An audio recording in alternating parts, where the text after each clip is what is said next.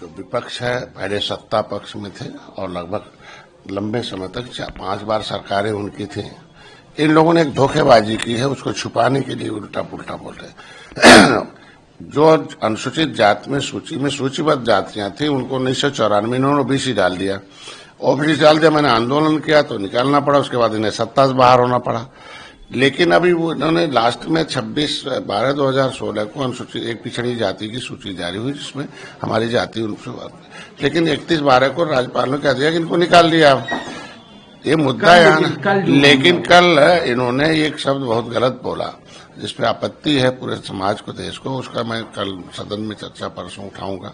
निश्चित रूप से इस पर काम रोक पर चर्चा होना चाहिए कि जब 1931 में सब आ गया कि अनुसूचित मतलब होता है नीचे जो मतलब नीचे सूचित में सूचित किया जाएगा जो जातियां पैसे में, धन में, बुद्धि में नीचे हैं। उसमें एक समूह है जातियों का।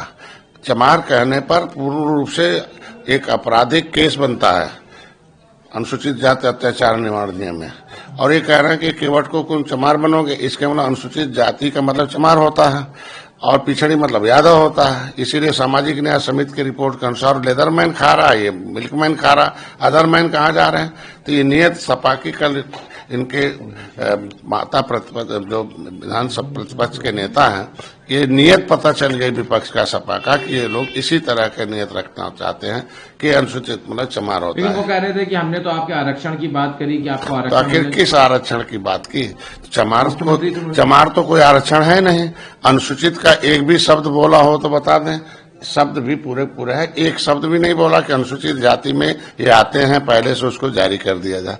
लेकिन अब वो अनुसूचित को तो चमार बना रहे हैं, इसलिए कि घेरा पैदा कर रहे हैं और एक अपमानजनक शब्द है जिसको मैंने कार्रवाई से निकालने की बात की और उनको लगता है कि अध्यक्ष दिनों से कार्रवाई से निकाला भी। और ये गैर संवैधानिक अमर्यादित शब्द बोलना गलत बात है। ये नेता प्रतिपक्ष और समाजवादी पार्टी की तरफ से आना बहुत एक तरीके से अशोभनीय।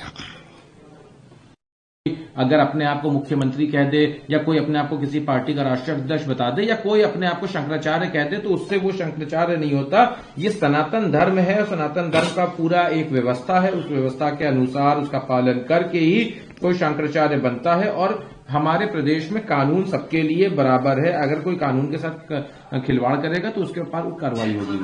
देखिए, माननीय मुख्यमंत्री जी की इस बातों का मैं समर्थन करता हूं कि देश अब इस तरह से नहीं, संविधान से चलता और संवैधानिक प्रक्रिया के तहत ही धार्मिक व्यवस्था दी गई है और संवैधानिक प्रक्रिया को सुरक्षा दी जाती है। और इस सब पर पूरा जवाब माननीय मुख्यमंत्री ने पूरे विस्तार से सनातन धर्म क्या है और ये प्रकरण क्या है और उसमें होना क्या चाहिए। अब विपक्ष ने ये दोहरा चरित्र ना, एक जगह कहते हैं ऐसा है, दूसरे जगह कहते हैं लाठीचार्ज कराते हैं, उसका भी उन्होंने जिक्र किया और उसकी जुबान इस प्रकरण पर जवाब देके सबका जवाब पूरा करके पटाक्षेप। लेकिन मुख्यमंत्री के जो शंकराचार्य वाला बयान था उसके बाद अखिलेश यादव ने उन्नाव में कल बयान भी दिया। उसके बाद अभी उन्होंने ट्वीट भी किया है और ट्वीट में उन्होंने लिखा है, पहन ले कोई जैसे भी चोले पर उसकी वाणी पोल खोले। परम पूज्य शंकराचार्य जी के बारे में घोर अपमानजनक शब्द बोलना शाब्दिक हिंसा है और पाप भी है। अरे जनता जब जो सत्ता से बाहर है, ये बयानबाजी और पोस्टरबाजी वाले नेता रह गए हैं, इनका क्या कहना है आज के दिन में। इन्होंने अपने समय रहते कितना सम्मान दिया है, सबको पता है। हमारी सरकार ने संत महात्मा और धर्म को कितना सम्मान दे रहे हैं, सब पता है। और उसको इनके पास कोई मुद्दा नहीं, इसलिए से मुद्दा बना रहे हैं। बनारस के मामले को उठाया, अहल्याबाई होलकर के मामले को अखिलेश यादव ने कहा कि उनके साथ अन्याय हुआ, उनकी मूर्ति को तोड़ा गया, वीडियो जो आई उसको सरकार ने एआई बता दिया। लेकिन वहां पे जो चल रहा है ये सनातन के नहीं, ये किसी धर्म के लिए नहीं, ये अपने लिए इस तरह की चीजें कर रहे हैं। देखिए, आप सबको पता है कि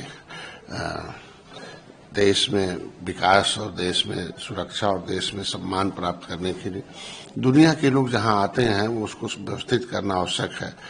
जहां तक बनारस की बात किया गया, बनारस एक ऐतिहासिक प्रदेश है, वहां जो भी आवश्यक हो सकता है किया जाएगा। धार्मिक उस धर्म की जो धर्म के विकास और धर्म के जो उस दुनिया के पटल पर जितनी भी अच्छाई चीज हो सकती है उसको देने के लिए हमारी सरकार काम करेगी।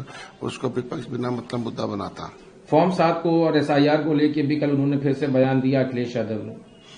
अब उसमें कुछ है नहीं, जब चुनाव आयोग ये लोग अब भाजपा से लड़ते लड़ते थक गए तो अब चुनाव आयोग से लड़ रहे हैं और कुछ है नहीं। एक आखिरी सवाल है, इंडिया और यूएस ट्रेड डील के ऊपर राहुल गांधी ने अब एक वीडियो जारी किया है और उसमें कहा कि भारत पे 18% टैरिफ लगाया इंडिया ने टेक्सटाइल सेक्टर में, लेकिन वहीं बांग्लादेश पे 0 लगाया है। उन्होंने एक विस्तृत वीडियो बयान जारी किया है। देखिए, एक दूसरे वैश्विक रूप से मान्यता दिलवाई है माननीय मोदी जी ने, और बहुत से सब्जेक्ट, विश्व पर्यावरण दिवस है, मिलेट दिवस है, चाहे वो स्वास्थ्य दिवस है, ये तभी योग दिवस है, ये सब वैश्विक मान्यता है। आज के दिन में दुनिया में दूसरे देशों के ऊपर जिस देश में जो कर रहा है उसको टिप्पणी भारत से नहीं जोड़ा जा रहा है। भारत को क्या फायदा है, भारत कितना विकास कर रहा है, उसका वीडियो जारी हो चुका है, और इन लोगों को विकास पसंद नहीं है और कुछ है नहीं।